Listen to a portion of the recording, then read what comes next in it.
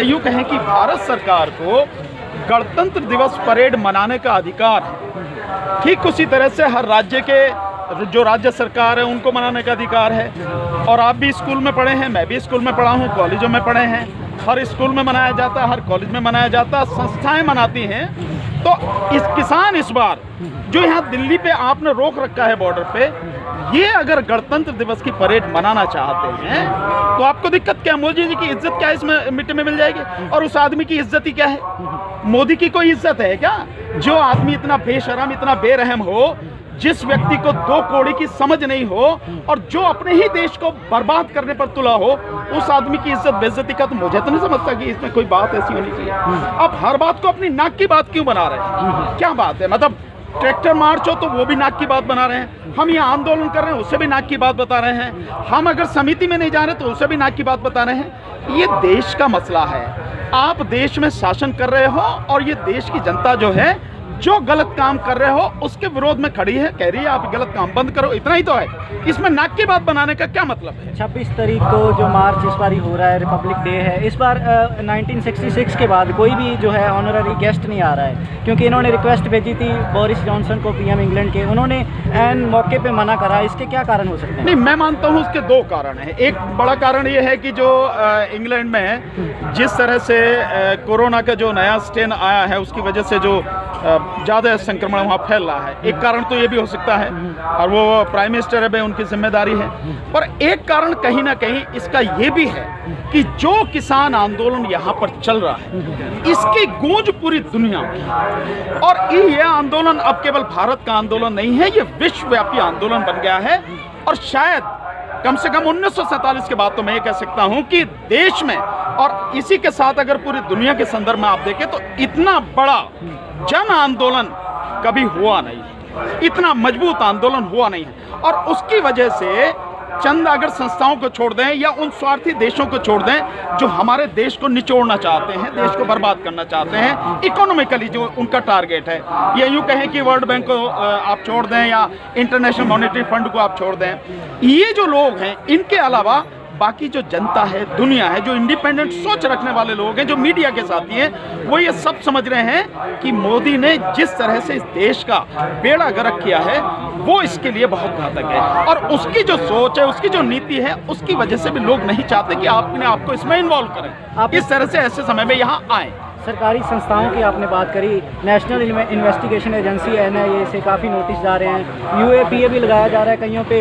इस जो लग रहा है ये क्यों कर रहा है? सरकारी जो एजेंसियां हैं, जुडिशरी भी इवन तक की कहीं ना कहीं हमें लगता है कि इन्होंने अपने अंडर कर लिया है। सुप्रीम कोर्ट क्यों नहीं कैंसिल कर सकती थी जब ये कि स्टेट के अंडर आते हैं, सेंटर के अंडर आता ही नहीं ये जो है लॉ का मैटर? नहीं, जब आपने अभी एक बात कही है कि ऐसा लगता है कि कोर्ट को भी इन्होंने, सुप्रीम कोर्ट को भी अपने अंडर कर लिया है, और जो वो हमें दिख भी रहा है वो कैसे दिख रहा है कि जब आप कमेटी बना रहे हैं इस मामले को हल करने की, इसको समझने की जरूरत है। उस कमेटी में 4 लोग जो आपने रखे, वो चारों के चारों वो लोग हैं जो सरकारी पक्ष को लगातार सपोर्ट करते रहे हैं, जो ये कहते रहे हैं कि ये कानून अच्छे हैं, और जो खुली अर्थव्यवस्था है उसके जो वो सपोर्टर हैं, तो वो वही लोग हैं। इसका मतलब ये हो कि कमेटी में निष्पक्ष लोग नहीं हैं, कमेटी में एक ही पक्ष के और जो सरकारी पक्ष है उसके लोग हैं। दूसरा, इसको आप और थोड़ा सा गहराई से सोचें कि जो कोर्ट कहती है वो ये कह रही कि कमेटी हमने अपने लिए बनाई है, कि कमेटी हमें बताएगी कि इन कानूनों में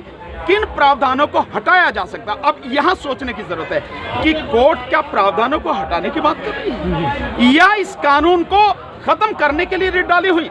रिट जो पड़ी है इन कानूनों को नल एंड वॉइड डिक्लेयर करने के लिए, खत्म करने के लिए पड़ी हुई है। संशोधन की तो कोई बात नहीं है, पर कमेटी भी आप एक पक्षीय जो सरकार का पक्ष, और स्वाभाविक जो कमेटी के लोग हैं उनके नाम भी सरकार ने दिए होंगे। दूसरा, जो आप बात करें संशोधन की, तो संशोधन की बात तो सरकार कर रही है। इसका मतलब यह है कि सरकार की भाषा और सुप्रीम कोर्ट की भाषा बिल्कुल एक है। तो मतलब यह हुआ कि ये दोनों मिलके इस आंदोलन को खत्म करने पर, तबाह करने पर तुले हैं, और कुछ नहीं है। जबकि सुप्रीम कोर्ट का काम सिर्फ इतना है कि जो कानून है उसकी कॉन्स्टिट्यूशनल वैलिडिटी क्या है, संवैधानिक वैधता क्या है, क्या केंद्र सरकार को संविधान के अनुसार ये कानून बनाने का अधिकार है या नहीं, या केंद्र सरकार ने राज्य सरकार का अधिकार छीन के, जैसा कि साफ जाहिर है कि जो एग्रीकल्चर है और जो मार्केटिंग है, दोनों ही सब्जेक्ट ये स्टेट के सब्जेक्ट हैं। जो हमारे कॉन्स्टिट्यूशन है उसके अनुच्छेद 246 के तहत 7वीं अनुसूची में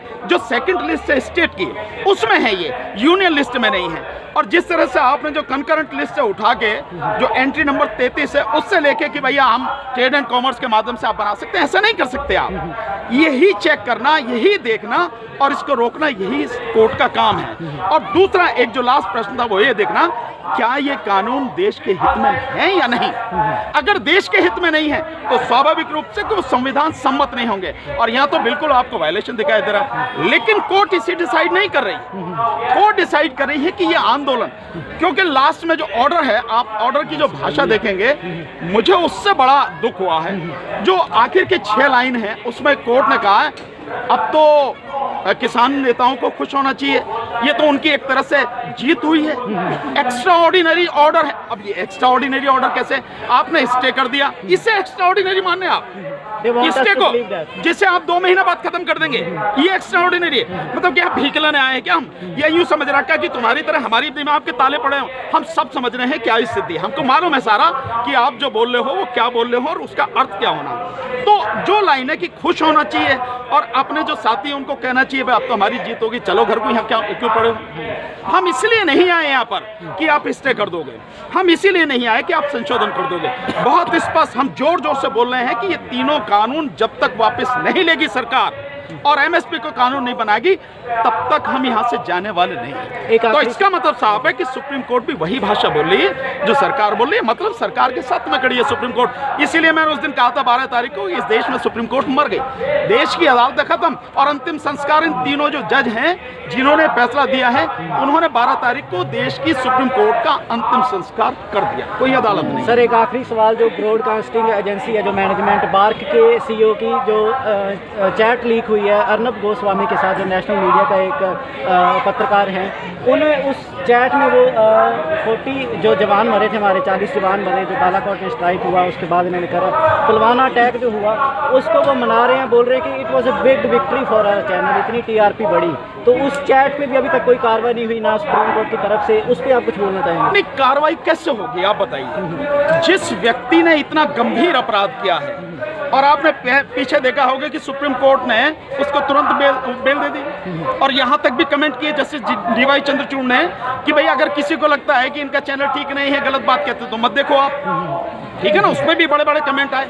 आप किसी भी व्यक्ति का इतना फेवर क्यों कर रहे हैं जबकि जो पब्लिक लाखों करोड़ों की संख्या में पब्लिक सड़क पर है और वो जायज बात कर रही है, हक मांग रही है, अपना देश को बचाने का प्रयास कर रही है, उसे सुनने के पास आपको टाइम नहीं है। सुप्रीम कोर्ट सुनता है तो 2 महीने 10 दिन की डेट लगा देता है।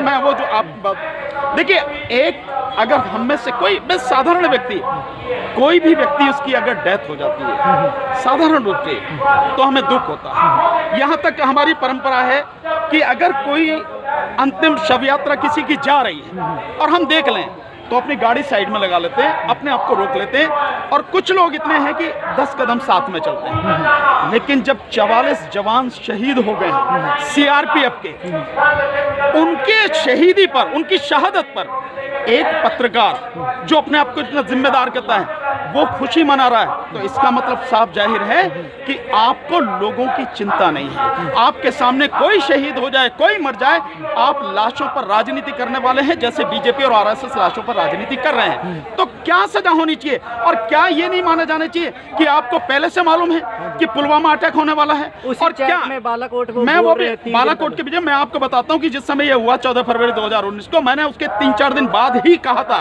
कि ये बिल्कुल प्री प्लान्ड है जो पुलवामा का अटैक हुआ है। क्यों? इसको आपको मैं कारण बताता हूं। जिस समय अटैक हुआ प्रधानमंत्री कहां पे थे? प्रधानमंत्री थे हल्द्वानी के पास में, वो जो एक है जिम कॉर्बेट पार्क में, और बाद में उनकी तरफ से सफाई आई कि प्रधानमंत्री को पता नहीं लगी। अजीब बात है। और कहा गया ये कि कम्युनिकेशन जो सिस्टम वो थोड़ा गड़बड़ था। अब उनसे ये पूछो, अगर प्रधानमंत्री का कम्युनिकेशन सिस्टम गड़बड़ है तो इस देश में किसका सही है नहीं है? और आप वहां पे जो है डिस्कवरी चैनल के लिए फिल्म बना रहे हैं आप वो सारी शूटिंग कर रहे हैं आप। 44 जवान शहीद हो गए, आपको उनका दर्द नहीं है, ठीक है ना। और उसके बाद में जो आपका कंडक्ट है वो सामने दिख रहा है कि आप अगले दिन जाके झांसी में उनके नाम पे वोट मांग रहे हो, आप उससे अगले दिन जाके अपनी मीटिंग कर रहे हो लगातार। उनके जो परिवार हैं उन पे क्या बीत रही है, कितनी बुरी तरह से जो है उनकी शहादत हुई, आपको कोई इससे लेना देना नहीं है। और मैंने उस समय कहा था कि आप ये बताइए कि जो इलाका है वो इतना सेंसिटिव इलाका है, वहाँ पे 350 किलो RDX कहाँ से आया? 1.5 साल में आपने जो इन्वेस्टिगेशन करी आज तक नहीं बता पाए कि वो कहाँ से आया। उसके बाद में इतना सेंसिटिव इलाका जहाँ 3-3, 4-4 किलोमीटर पे चेकिंग है, कैसे पहुँच गया ये RDX? कौन है इसके लिए जिम्मेदार? कुछ नहीं, किसी बात की इन्वेस्टिगेशन नहीं है। एक व्यक्ति को पकड़ा गया, उसे भी जो है आपको 90 दिन में आपने चार्जशीट फाइल नहीं करी, क्योंकि प्लांट में है, वो आप ही का आदमी है। तो टेक्निकल जो ग्राउंड है वो ये है कि अगर 90 दिन में चार्जशीट फाइल नहीं होगी किसी व्यक्ति को गिरफ्तार करने के बाद, उसको टेक्निकल ग्राउंड पर बेल मिल जाएगी। उसको बेल मिल गई, 1.5 साल बाद आपने ये सब कर दिया। इसका मतलब ये है कि सब कुछ प्लान्ड है, किसके लिए? सत्ता हासिल करने के लिए, क्योंकि बीजेपी को सत्ता की भूख नहीं, हवस है। किसी भी तरह से, कैसे भी माध्यम से सत्ता हाथ में आनी चाहिए। और आज आप देख ही रहे हो जो सारी चीजें चल रही है, उसी का वो है ये सब कुछ। तो स्पष्ट हो गया कि बीजेपी ने ही करवाया। मैं तो, आप अब की बात करें, मैं तो 1.5 साल पहले कह चुका हूँ। मैं तो कह रहा हूँ जो सवाल है आप उनके, आप इन्वेस्टिगेशन कराओगे नहीं कराओगे? वो कोई एक व्यक्ति नहीं मारा गया, वहां पे CRPF के 44 जवान शहीद हुए हैं जो हमारी रक्षा के लिए रात दिन हैं। उनकी केस में क्या थोड़ा इन्वेस्टिगेशन नहीं चाहिए? क्या सरकार को जवाब नहीं चाहिए कि कहां से आया ये सब कुछ? आप ऐसे ही टाल देंगे कि भैया ये हो गया वो हो गया? उसकी इन्वेस्टिगेशन होनी चाहिए ताकि आगे ऐसी घटना न घट सके।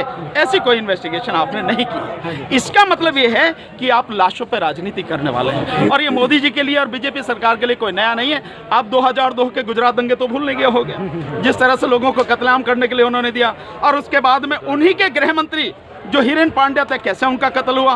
उसके बाद उनको जिसने मारा उसका कैसे कत्ल हुआ। फिर उससे जुड़े हुए तुलसी प्रजापति और उसकी जो वाइफ थी उनका कैसे कत्ल हुआ। और फिर ये पहुंचता जस्टिस लोया तक, कहां तक। और कहीं कहीं जो गोपीनाथ मुंडे भी आ जाते हैं। ये सारी चीजें, आप सारी चीजों को संदर्भ में देखो, सबको मालूम है, ओपन सीक्रेट है कि कौन इसके लिए जिम्मेदार। या यूं कहो कि किसके तरफ सुई घूम रही है कि ये अपराधी हो सकता है। तो चाहिए नहीं उसको कि इन्वेस्टिगेशन प्रॉपर कराए, नहीं कराई। अब यही जो चीज है जो आपने पीछे पूछी, इसी आंदोलन को भी अब इसी तरह से दबाने का प्रयास है। जो NIA के नोटिस आ रहे हैं, लेकिन इन NIA के नोटिस से घबराने की आपको किसी को जरूरत नहीं है। आप नहीं ज्वाइन करना चाहते, मत ज्वाइन करो। आखिर NIA दिल्ली में ही जो FIR लिखी है, दिल्ली में जो आएंगे तो कोर्ट में ही। मैं आपके माध्यम से हमारे जितने भी वकील साथी हैं उन सबसे रिक्वेस्ट करूंगा कि जो भी किसान संघर्ष से जुड़े हुए साथी हैं, जो भी किसान संघर्ष समिति के साथी हैं, इनके खिलाफ NIA की तरफ से कोई इन्वेस्टिगेशन हो गया, अगर इनको गिरफ्तार करके लाया जाता है कोर्ट में, सब लोग उस कोर्ट में जाके बहुत जबरदस्त तरीके से इनकी वकालत करें। और हो सके तो NIA को भी सावधान रहना चाहिए कि हम कोर्ट में कुछ भी कर सकते हैं। ये सावधान रहना चाहिए NIA को कि क्यों तुमने जो कर रखा है कि गोदी मीडिया की तरह आप भी गुलामी करने पे, जैसे मोदी जी की गुलामी कर रहे हो, आप तलवे चाट रहे हो। मैं जानता हूं तुमने मोदी की शपथ नहीं ली, मोदी की तुमने शपथ जो ली है वो देश के संविधान के लिए है, लेकिन आप गुलामी में इतने डूब गए हैं कि आपको उसके अलावा कुछ नहीं आ रहा। झूठी FIR है, सब जानते हैं। झूठे ये समन है जो सेक्शन 120B और 124 है और 153 और 153B और 13, 17, 18 और 18B के अंतर्गत जो भेजे आपने, जो सेक्शन 20 जो UAPA कानून के अंतर्गत आपने भेजे, सब झूठ है, सबको मालूम है सारी चीजें। तो मेरा सिर्फ इतनी सलाह है, इतना ऐसा काम ना करो कि जो सारी स्थिति है तुम्हारे काबू से बाहर चली जाए। अभी वकील शांत बैठे हैं, लेकिन तुम अगर नहीं मानोगे तो हमें भी कुछ ना कुछ करना पड़ेगा। तो सभी साथियों से मेरा यही निवेदन है, इस मामले में बिना कोई पैसा लिए सारे किसान साथी हैं, उनसे जुड़े हुए जितने लोग हैं जो इसको सहयोग कर रहे हैं, सबका साथ देना है। ये अपना धर्म और फर्ज मान के काम करना है। बहुत बहुत शुक्रिया सर विचार हमारे साथ शेयर करने के लिए। तो देख सकते हैं कि आप सीनियर